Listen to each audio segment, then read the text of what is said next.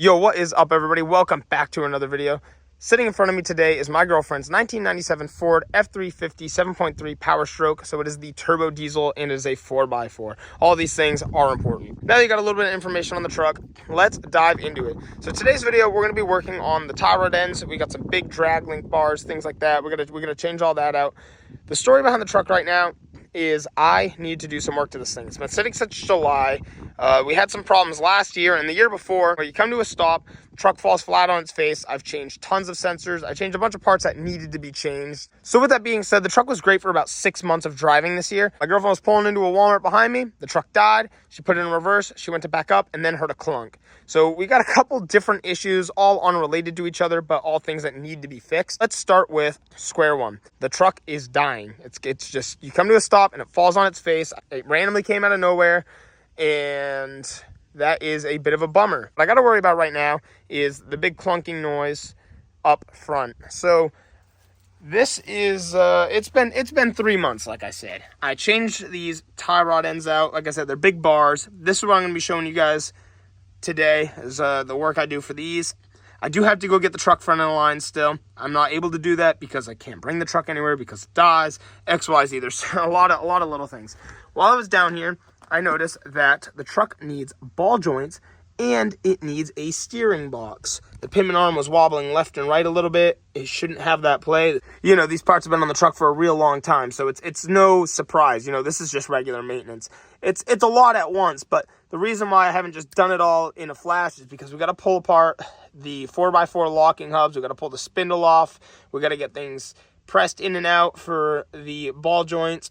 I've never done a steering box, so that's a whole nother animal we got to get to. Once I do all of that, then we can bring the truck for the front end alignment. So that will be the whole suspension half of the truck. Hopefully that is all. But it's a bit of work. So part one will just be the tie rod ends, which is this video you're watching today, and a little bit of an explanation. So there's definitely going to be a small video series of us doing some stuff to this truck.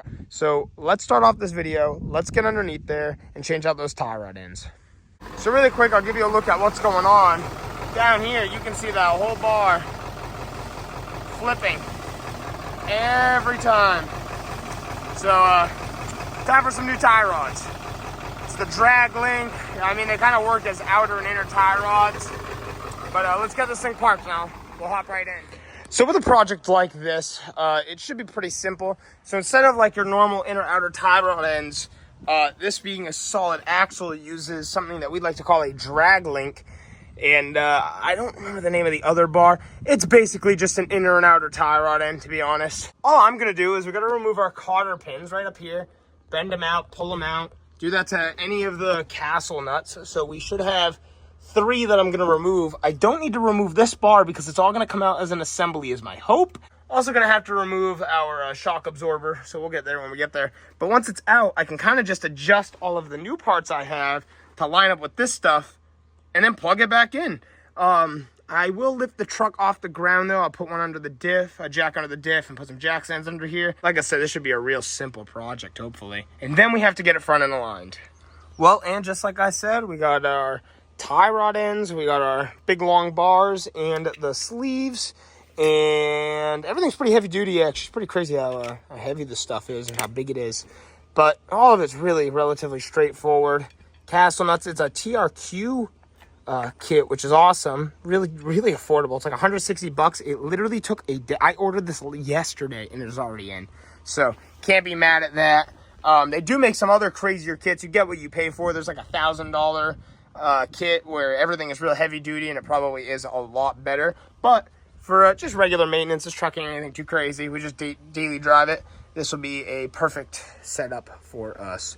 So like I said, I'm going to undo the cotter pins, and I will see you guys after I do that. Can work little cotter pins out of place. You don't want to reuse those. You always want to replace them. Now I can just drop my socket on there. I'll unbolt that nut. All right, we got a 13/16 on there. We got our jack handle on here. I don't have to... Oh, look at that. We do have to fight with it still. I put the handle on there so we didn't have to even fight with it. There we go. There we go.